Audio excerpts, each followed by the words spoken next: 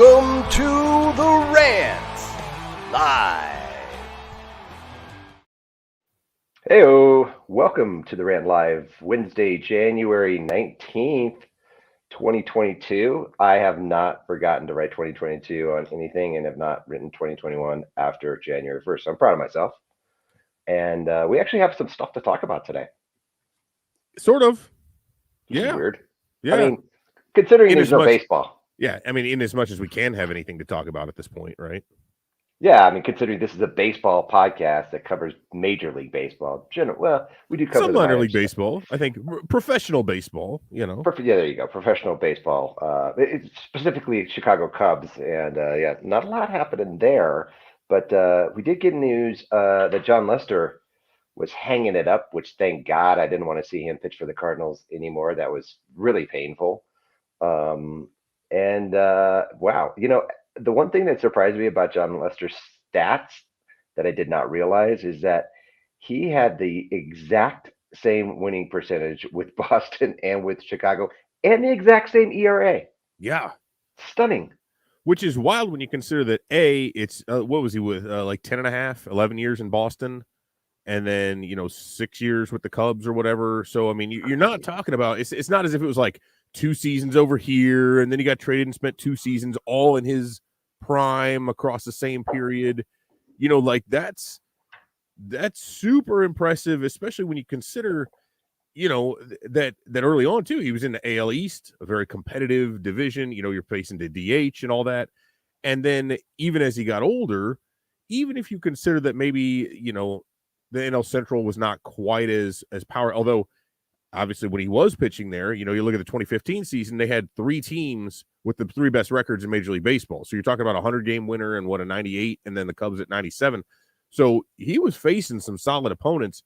The fact that he was able to kind of change his game and to become a different type of pitcher over time and still have that kind of consistency is that's amazing. I mean, even if you chalk up all this other weird coincidental stuff, it's pretty incredible to have the same winning percentage, especially because a lot of that's arbitrary too, right? Like that's super. Yeah, like, you can lose a game for who knows what, So that's many things that play into that. But it goes to show you, like, baseball and why people get into the analytics of baseball so much is because over time these analytics play out.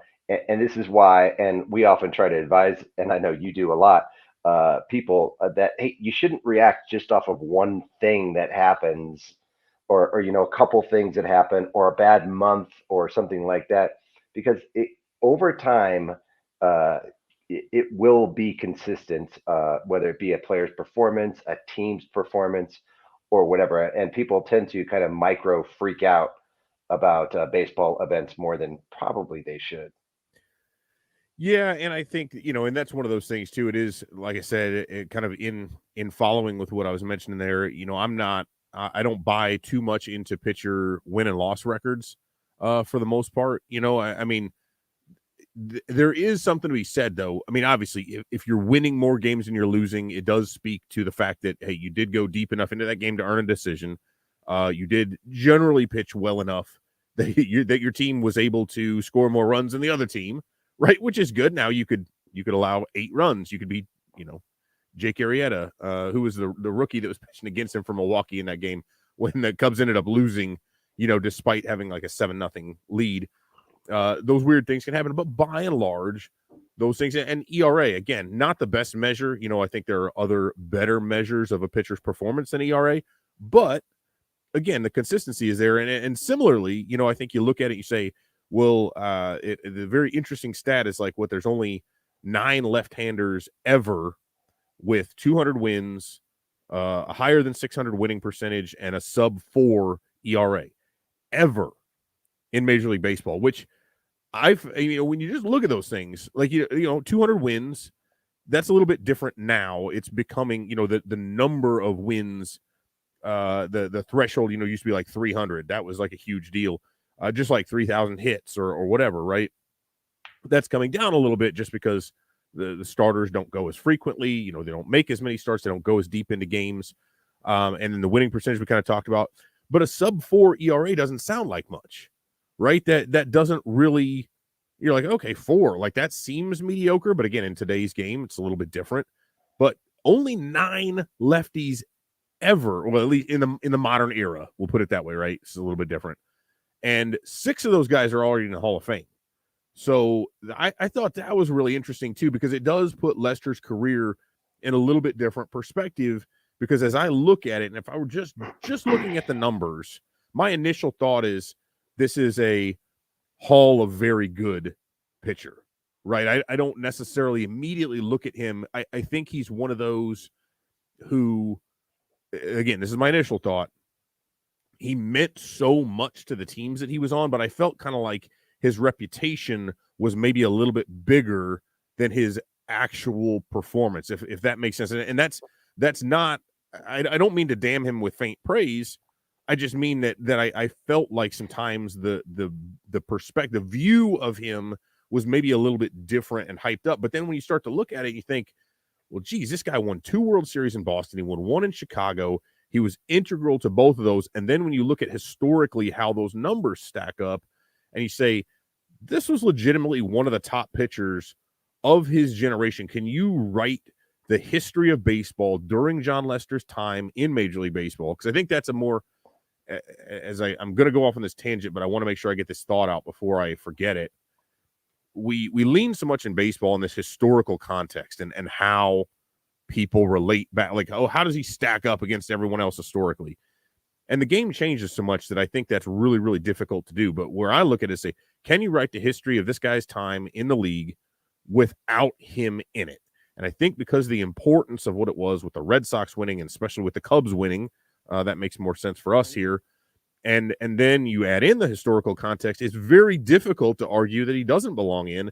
And I think a lot of writers and a lot of the voters who do that will look at his him in that context. And I think he ends up making it in, even though I would not have maybe pled that case for him even a couple, 3 years ago.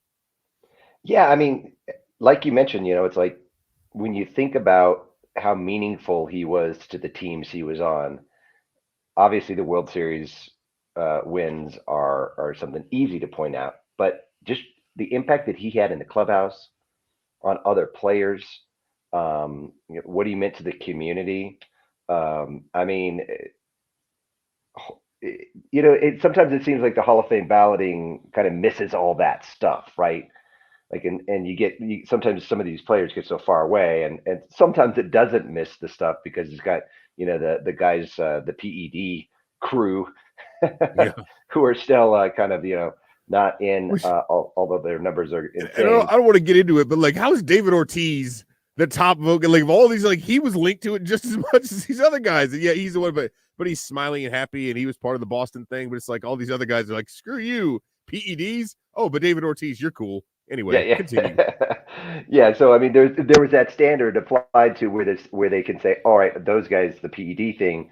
But outside of that, I think it does play to where you should be taking into consideration the impact that he had on, like you said, the era in which he played, the teams, and what those teams did, not just in winning the World Series, but even when they weren't winning the World Series, and the impact that he had on the players.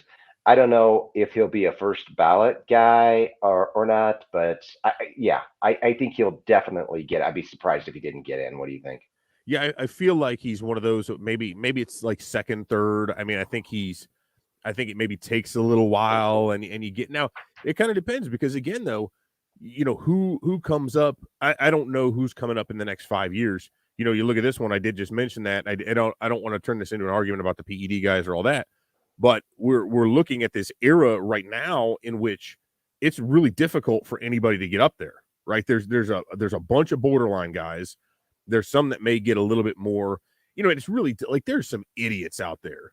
Just who did that's just a general statement, really. Well, yeah, I mean, but like Dan Shaughnessy voted, like who was his only, like it wasn't Scott Rowland, but he voted for one guy, and it was like it's Jeff Kent or somebody. I don't remember. But it's like just a horrible, like you have all these assholes out there trying to make it this performative thing, right? Yeah. Just vote. Like, quit trying to make a show about it. If you don't want to vote, if you want to make this about you, then get the hell out. Like, renounce your membership. And a lot of those voters, like, they don't cover it. They're grandfathered in. They don't actually cover baseball anymore. So a lot of these BBWAA guys are just curmudgeonly boomers who want to be, they're like the Joe West of baseball. Yeah, they want to be noticed, kind of thing. Yeah, and it's like, oh, let me put this out there. Let me explain my vote. Like, I don't need you to explain your vote. If you have to explain it, it's probably a shitty vote. But it's going to be tough, and I think there's a bunch of these guys. So I kind of wonder, does Lester, because there's that period, there's the PED period, right, and then there's the post PED period where nobody's accusing Jon Lester of using steroids and HGH, right? Just like, look at the dude, just like they wouldn't with John Lackey, and they're not in the same category, in as much as, they're not the same pitcher. Lackey doesn't have those credentials, but, teammates and that sort of thing. So I'm just looking at those, like, a lot of people look at it more of that throwback to that era where they're like, oh, that's when baseball was better.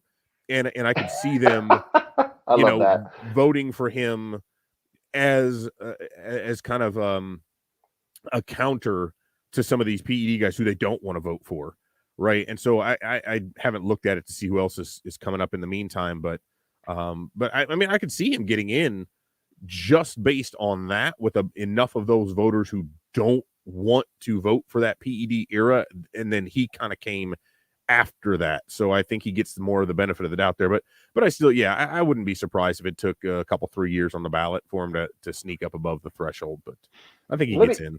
Let me ask you that we've touched on it, so I'm just going to dive on into it.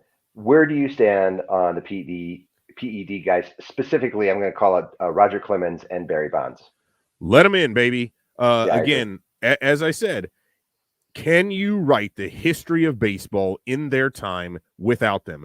And with both of those two, the answer is a very definitive no. You absolutely cannot write. And so, I think what's funny is, like, if you think those are the only guys who were using at that time, you're a gullible, whatever. Like I said earlier, I'll sell you a bridge to the middle of nowhere, right? There were a ton of other guys who were using. I mean, let's think about, Brady they had Anderson, like candy. They had them in bowls around the clubhouses. It was widespread, and I'm not saying everybody was using, but I'd say more than half. Yeah, a large number of people. It's just that some did it a lot better than others, and some were already better to begin with.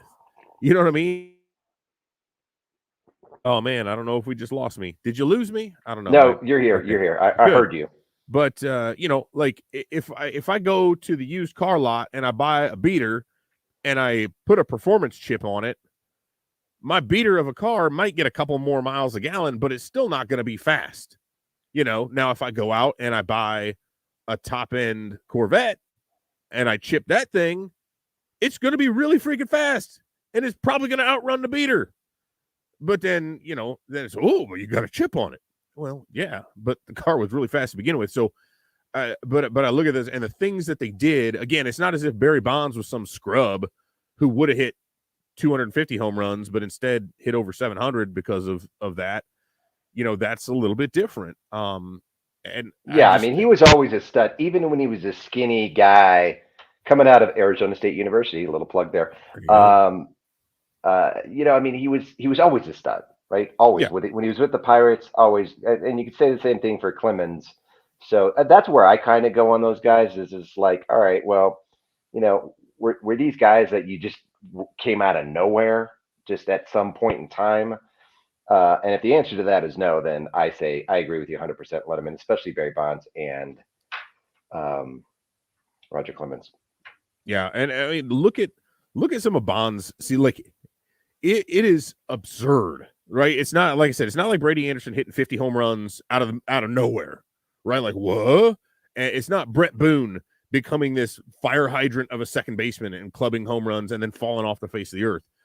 Look at the stuff Bonds did, and then if you go back and you remember, I remember watching those games, and my buddy and I, like, we would tune in to watch, and I remember ESPN would cut specifically to Barry Bonds at bats, right. or plate appearances because he'd walk so often, right? Like, they would not throw him a strike. He would see like one good pitch in a game and he'd hit it out of the park. So the approach, that's just a skill. That's just not strength. And it was insane. Now, dude, does being just a monstrously huge guy with a head, the size of my waist, my stomach, my entire torso, is that, his grape just continued to swell into a watermelon throughout the course of his career. Was he physically a different human being after doing some of this stuff? Yes, absolutely. But I just, some of the things that he did and some of those numbers that he put up, it's like, man, that is just above and beyond what you can get out of a syringe. I don't care. You could juice me up 6 ways to Sunday. I'm not going to be able to go up there and bat 350 with like a 500 on base. You know what I mean? Like, it's just not going to happen. Yeah. I'd get to like 325. You know what I mean? So yeah, of course. Yeah. But it was just, but again, he was also facing pitchers who were doing. It's not as if it was like 2 or 3 guys and they were all hitters, or it's not like Clemens was the only one juicing. I mean, who knows? So but it's, I guess my thing, whatever. I mean, I don't know if you want to get them a separate wing, if you want to put something on their plaque that says some of this, but it's like people would love that, a separate wing for them. Put them in the bathroom, in the stall where they were, where they were juicing. That's where they would inject themselves in the locker room stall. I don't know. That's where you hang McGuire's plaque. But like that again, the Hall of Fame, and that's where I, even with Pete Rose, I'm like, whatever, man. Like, yeah, I get it, but it's the like whole Pete Rose thing is dumb. But baseball has an actual agreement with MGM now. They have to send the lineups to the gamblers. They have to send the lineups to MGM, to the league office, which then submits them to MGM before they can be published. That's why we have to wait like 4 hours. That's why we have to wait so long to get the lineups most of these days, longer than we used to be able to, because they have to be submitted to the league office first. Because they have to be able to set those lines and know who's in the lineup. Is somebody hurt? Is something going on? What's happening here? And that is to be able, so Major League Baseball can share that stuff with Vegas.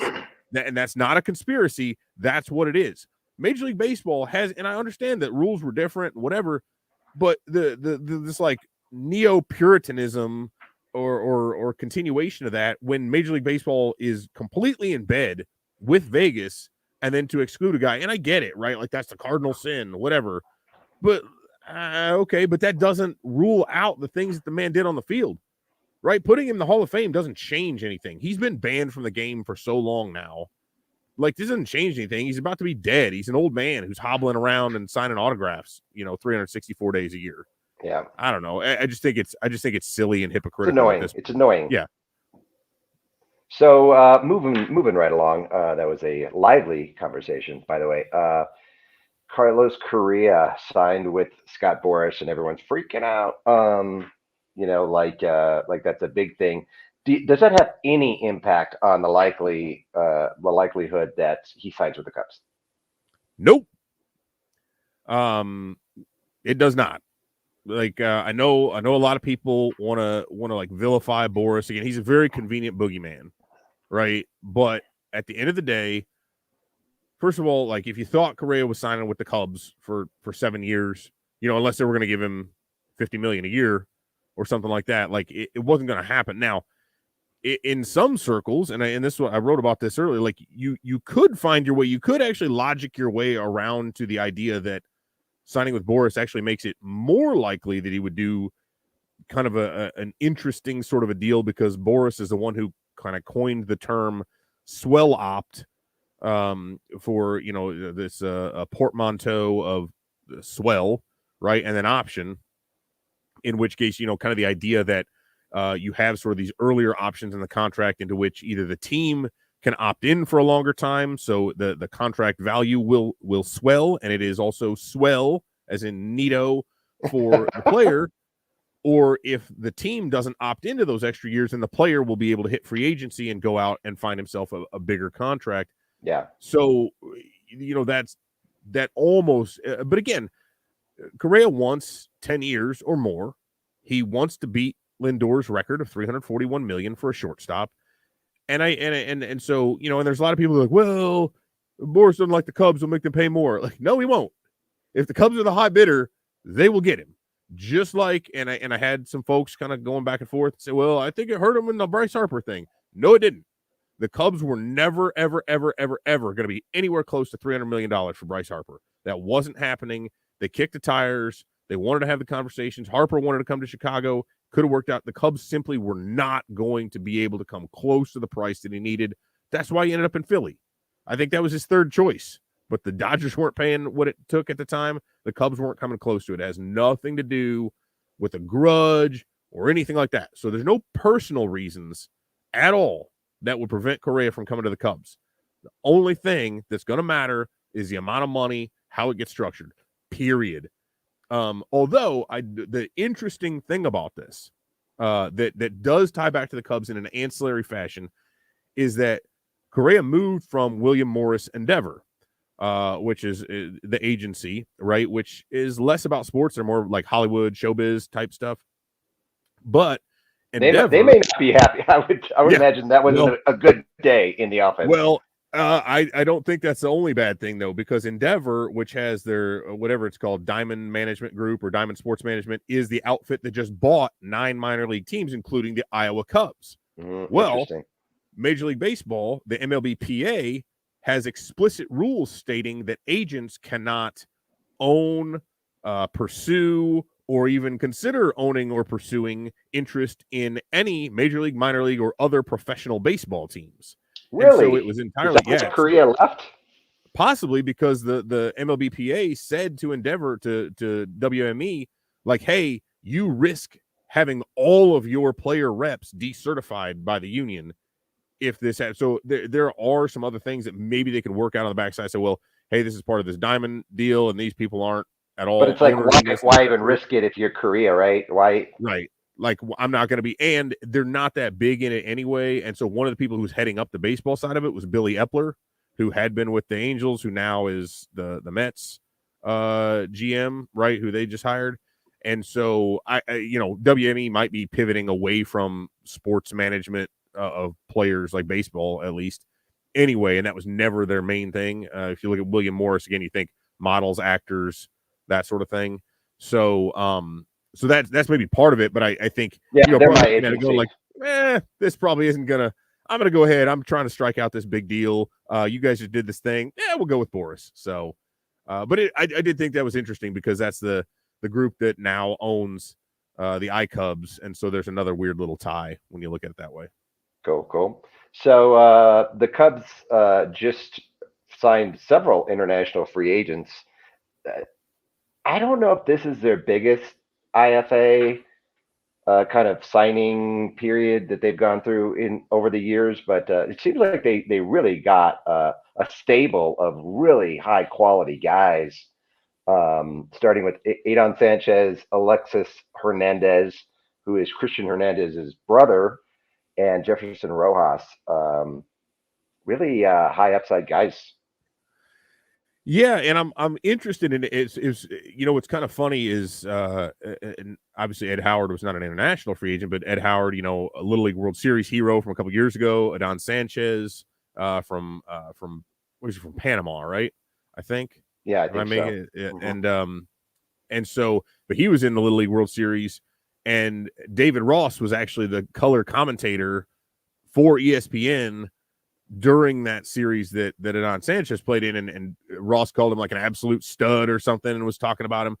What's funny though, right? So you think about this. So, hey, so we said earlier, we cover professional sports. Well, now we're talking amateur stuff. And it's really interesting. You see some of these guys come through like that make it. And certainly for somebody like this, I think he's only 16 right now, maybe 17. So we're only talking about like 4 or 5 years ago, right? Like, that's not that, man, back when he was in the Little League World. Well, it was like when he went from 6th grade to being a sophomore in high school or whatever. It's not that far. But what's fun, I think he's like 6 foot, 200 pounds. And when he was 12, he was listed at like 5'11" and 180. He was big. He was like, if you look at that highlight, I'm like, dang, it's a big kid. Yeah. So like, he's still pretty stout at 6 foot 200 or whatever, but he's not much bigger than he was when he was 12. And that is the funny thing though, when you go back and you see that and you're like, a lot of these kids who are super successful at that level, it's because they've already hit puberty early and they've had their growth spurt and they're just monstrously big kids for that age. Now, some of them clearly continue to develop well and make it on that way. But I mean, I see it around here all the time. You see a lot of these where it's like, man, these kids peak really quickly, or they just spurt up. And so then you're looking at it like, holy crap, this kid's huge. And then, 4 years later, he's literally the exact same size or very similar. So it's kind of interesting to see how that'll pan out. But he's like a catcher, third baseman. Looks like he's got some power there. Hernandez again, and these guys are all like 16, 17 years old. So it's still so difficult to look at it and project. You think, gosh, you're talking another 3 to 4 years minimum for the most part. That's basically all the Cubs prospects. Right. Boy, yeah, 3 to 4 years, we're going to have one heck of a team. Yeah, well, no shit. And, and a ton of shortstops, which is again, it's always the funny thing. People look at it like, well, the shortstops. Like, first of all, if you're signing a kid at 17 years old, his position is far from set in stone, right? You're not saying like, you've got to play here forever.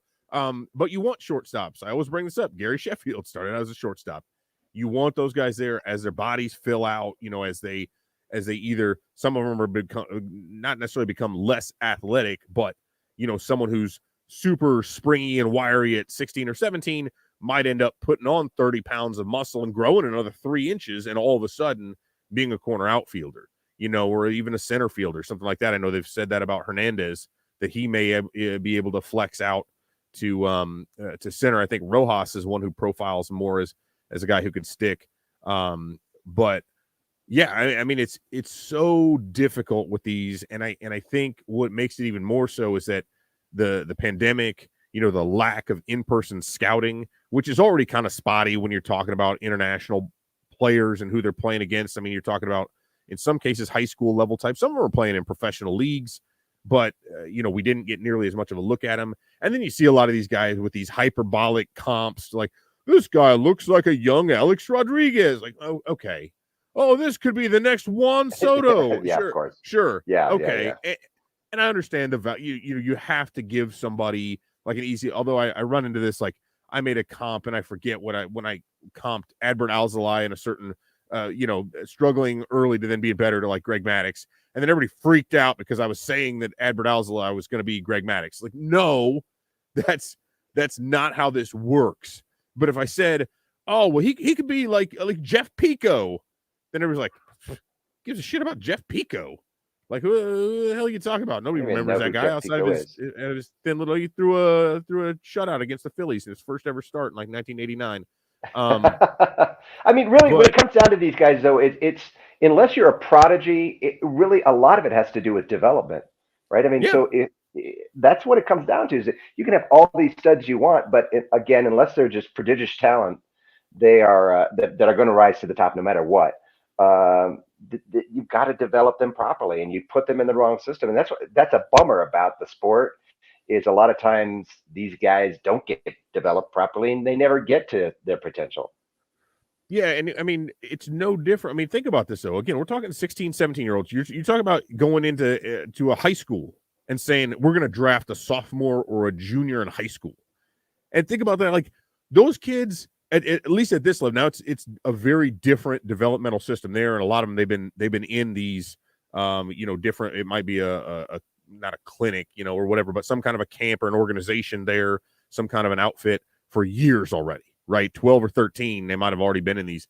It's a little bit different here for the most part, but you're not going to find some kid who's a sophomore, maybe playing varsity baseball and saying, oh, we got him, unless it's Bryce Harper, like, because so much can happen. I mean, think about that. Between 16 and 18, you could fail to grow anymore. You could grow a whole lot. You could get all these different things could change for you physically and psychologically and just how that goes. But a lot of these kids internationally have come up, and that is, and I guess for lack of a better term, a lot of them are in baseball factories, right? That's they true. Do. You know what I mean? That's literally, well, and that's their families, right? I mean, like a lot. Yeah. There's a lot of poverty, in the Dominican Republic, and a lot of these families they put their kids in these, for lack of a better term, baseball factories, and that's kind of their ticket, right? Well, I mean, you just got $1 million. Each of those three we mentioned got $1 million plus signing bonus. I mean, that's which is more money than generationally their family has probably ever seen. I don't live in poverty, but if my son were able to secure $1 million signing bonus, you can be damn sure that'd be a pretty cool day for our family. You know what I mean? Exactly. I mean that and again, it would be a different sort of scenario, but that's what, and especially if you're Alexis Hernandez and your brother got, he was the top signing by the team the year prior. Now you've got 2 kids that have gone through there, and that again, that can change lives. You look at a bunch of them though, and you get beyond that, but even $10,000, right? Which that amount doesn't count toward a team's bonus pool. You think about how many kids, and we know of 12 that the Cubs got, but there's going to be so many of these, just like when there was only a 5-round draft and you see all the undrafted free agents signing, there's going to be a bunch of, just hundreds and hundreds. That's 12 by the Cubs that we know of total, times 30 teams, right? So now you're talking 300, 400, 500 international free agents, kids from the Caribbean and all over the place, who are now at a minimum getting a $10,000 bonus to sign on and try to play professional baseball, many of whom are going to get to stay, because the Cubs have their Dominican Summer League and their Dominican camp there that a lot of these kids will be playing out of for another year or maybe 2 before they move on to Mesa. That's legitimately life-changing for a lot of those families. Here's $10,000 and your kid gets to stay around here, and he's a professional baseball player, so he'll have a lot of his other stuff taken care of.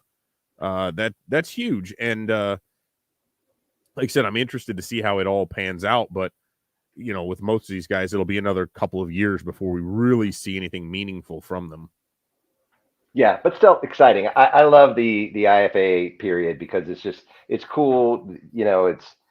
It's just different. Like you said, these kids are coming from families that have never seen this type of money, and the motivation is just different. Meanwhile, back in the good old US of A, CBA negotiations are going absolutely nowhere. And I mean, this is a little concerning because it's been almost 2 months since the lockout began, a month and a half.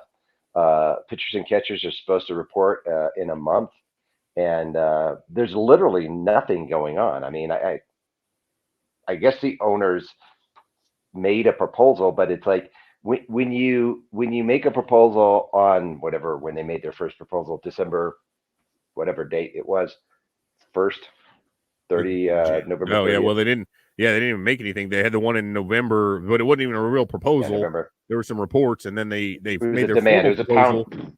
Yeah, and it wasn't any different.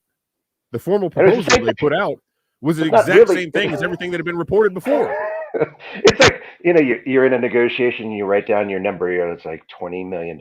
Here's my number. And they like, no, that's not going to work. Okay, hold on for a second. I got $20 million. It's the same exact thing. They did nothing. They just wrote it. They wrote it out all the way with the first one had the $, 20, and then M. And then the next one just added the zeros instead of just the M. And it's like, look at all those zeros. But it was like all this stuff that you're looking at it going, of course this isn't going to work. And I mean, there were, and then the owners like, well, we just meant this to be the first step in this. Well, then why did you wait over a month? What are you doing? Like, what is happening? And I think, and Ken Rosenthal's got a piece in The Athletic here, and he's like, and credit to him because, and I wonder if him being let go from MLB Network and not being under the employ there anymore, he's only with Fox, he's only with The Athletic, if he'll continue to get a little bit more real with this, because this one says, hey, this is not a both sides thing. The owners have seen a larger increase, like the owners have the bigger share of it. They are the ones that need to open this up because they're the ones that are honestly at greater risk overall, right? To this, I mean, the players are clearly at risk too, but like, here's where people, and this, oh man, I won't get into it too much, but like John Boy, they got the whole media empire somehow for narrating over videos, like very badly butchered the idea of how the union negotiations work the other day, and then to try to get upset about the fact that his own account had tweeted this out. But the idea here, right? The players are locked out. The players didn't go on strike. This isn't a situation where it's business as usual and both sides are at equal fault or have equal need to come to the table. The owners proactively locked the players out the moment they could do so. And they struck first. That was a proactive move on the part of the owners. Planned. Yeah, very much planned. So they are the ones that need to open this stuff back up. The players are not the ones that need to extend an olive branch. The players are the ones who were said, you can't go to your own facilities. You can't do anything. You can't sign contracts. You can't do any of this. We are not going to let you. And so the owners have a disproportionate share of the overall revenues. The owners won big in the last CBA, and the owners locked the players out. So now the owners need to be the ones to step out there, and the players need to counter here, and they need to come back with something. But man, I just, it still feels like, and everybody's close to it. And I think Rosenthal and some of the other ones, I mean, they're talking about it saying, hey, if the owners realize this, if the owners figure it out, this still can get done pretty quickly. And I still want to maintain some sort of hope that like the owners do understand that, and they're just playing chicken and wait until the very last moment, hoping the players will break on something. But I don't know, man. I feel like this is a bunch of rich dudes who just don't give a shit. It's kind of where I'm at, unfortunately. I think you're right on that point. It's a bunch of rich dudes who just don't give a shit. All they care about is the valuation of their franchises that continue to go up regardless of what they do and how much they damage the sport of baseball. And really, when it comes down to it, baseball is about two kind of parties, right? It's about the fans. It's about the players. The owners, the role that the owners serve in baseball, to me, they're administrators, right? I mean, all you need is an administrator of a team. You don't need a billionaire owner. You don't. You need somebody who is going to make sure the bills get paid, make sure the players get their salaries, fair salaries based off of the revenues that they're generating, because it's the players that are generating the revenue. I mean, I have a consulting business, and I go out and I get consulting contracts. When I get consulting contracts, I get all the money because I'm the one doing all the work. The baseball players, they go out and they perform, but they don't get all the money. Actually, they get less and less money because since 2015, salaries have actually gone down. Yeah. Average salaries. And so revenues have gone up. So the players have a disproportionately smaller percentage than the owner. The players' percentage of overall revenues has decreased, and their average salaries have decreased or been stagnant at best. So yeah, so that it doesn't make sense. In no field, no profession, no professional, no person would be okay with what's happening if it was happening to them in their real world job or their atmosphere. And so the thing is I think people tend to get lost on the fact that it's millions of dollars. And at the end of the day, listen, some people deal in hundreds of dollars. Some people deal in thousands. Some people deal in millions. Some people deal in billions. It's just the way the world works. And so the sport generates a lot of money, as does most professional sports. So it's kind of frustrating, and it feels like, I mean, really to get things done, if you kind of walk through it in your head, it seems like they're so far away to really kind of dot the I's and cross the T's and to get it to where they're like, okay, we have a signed deal. You got to think that at any point, you're at least a few weeks away from that, right? Happening. Yeah, I mean, I think the issue though, where again, if we were dealing with an ideal situation, we know exactly what all the core economic issues are. It's about the minimum pay at the one end. It's about having either a salary cap or floor, or how where do you set the top of the CBT? What's the compensation for a player who leaves, right? If we're talking about a qualifying offer, things like that, those are in there. I mean, those are the core, and then free agency. And right now, free agency appears to be the one where, there's things like the universal DH and expanded playoffs. And I think both sides are amenable to both of those in some form. The owners want like 16 teams, players will go to 14. Universal DH, I think, is a given. But you look at like free agency, and players want to get it earlier, right? They don't want it to be 6 years and possibly 7, like we see with Chris Bryant and other Super 2 guys. It's the calculation of arbitration. So there are some sticking points in there. I think we know what all the main issues are, but the free agency aspect of it seems to be the one that is the greatest sticking point. And very clearly, I mean, owners want to maintain control over players for as long as possible because, again, as we mentioned with Correa, he's into that, he's 27 years old. Now he's about to make $300 and some million. Well, gosh, if the owners could keep that guy for another year or 2 years or whatever, right? Before they have to pay him. So even if they've got to pay him 15 or 20 or 25 million a year, that's less than what they've got to pay him as a free agent. And they want to suppress those values. They want to, and the owners are trying to trade higher initial salaries, higher salaries for those first 2 to 3 years, and thinking, okay, well, if we do that, then players will be cool with us maintaining the same timeline for free agency as before. And the players are like, nah, we want to get that timeline thing done earlier. So it's it could all be solved very, very quickly because we know exactly what the issues are. Yeah. But both sides are dug in.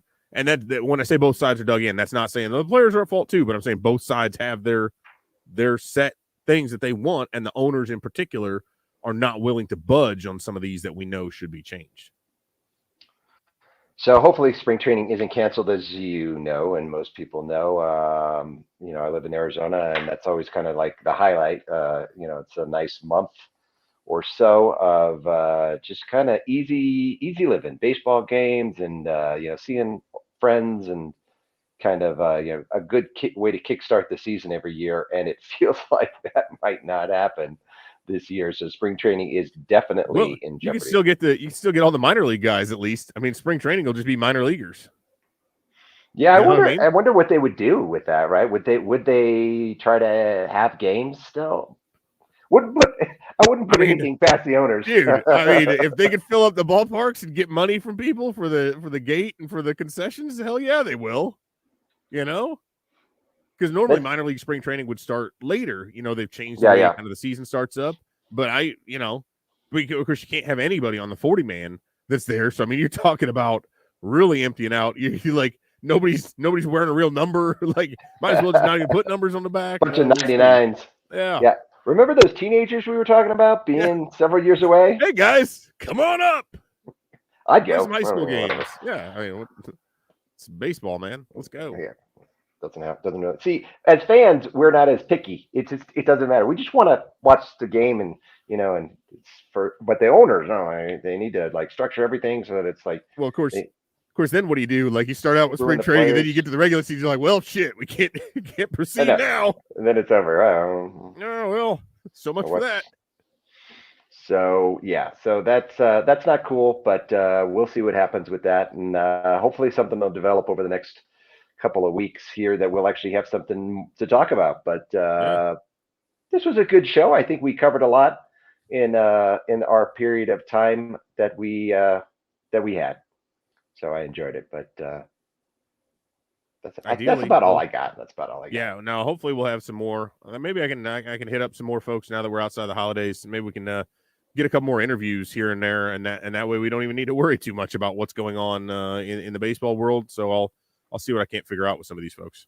All right, cool. So we'll be back next week. Hopefully my schedule will be a little bit more sane so that I'm a little bit more available, and I'm not using wonky headset for this production, this amazing production, by the way. And we'll be back sometime next week, probably like in about a week or so. So we'll see. Cool. See what happens. But until then, good. See you guys later. We love you guys. You're our friends. Don't forget that. See ya. Bye.